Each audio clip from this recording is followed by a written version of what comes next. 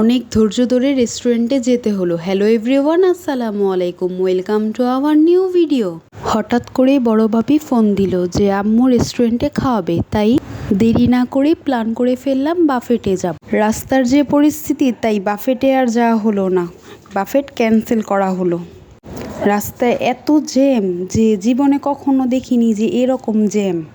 মাঝ রাস্তা থেকে আবার প্ল্যান করা হলো আমরা ধানমন্ডিতেই খাবো।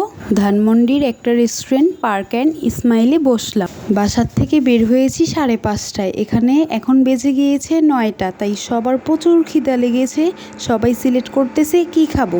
তাই দেরি না করে অর্ডার করে ফেললাম wonton, soup, pizza, pasta, set menu. তাই আমরা বললাম প্রথমেই স্যুপ আর অন্থনটা দিতে, তাই সবাই মজা করে স্যুপ আর অন্থনটা খেলাম।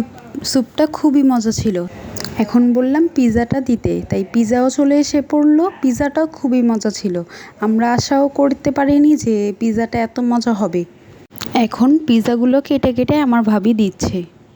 তাই বলে না, আল্লাহ যা করে সবসময় ভালোর জন্যই করে। আমরা যেতে চেয়েছিলাম বাফেটে, কিন্তু আমাদের রিজিক আর হলো না, তাই এখানেই আমরা চলে আসলাম। আমাদের রিজিকটা এখানেই লেখা ছিল। এখানে একটু ভিডিও ক্লিপ নিলাম। আবার চলে এসে পড়েছে আমাদের গরম গরম চিজ পাস্তা। চিজ পাস্তা খেতে খুবই ভালো লাগে, তাই আমার আম্মুকে খুবই ধন্যবাদ যে আমাদের এই সুন্দর ট্রিট দেওয়ার জন্য।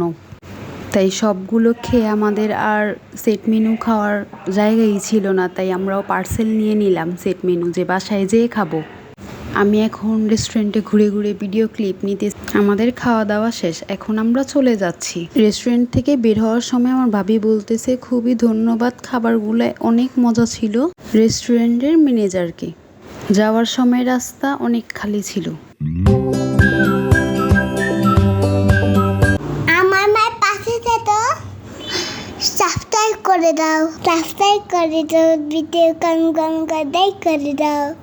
বাসায় নিয়ে এসে পড়েছি সেট মেনু। তাই সেট মেনুতে ছিল rice, chicken curry, vegetable, fry chicken. Please সবাই আমার চ্যানেলটা সাবস্ক্রাইব করো। আল্লাহ হাফেজ।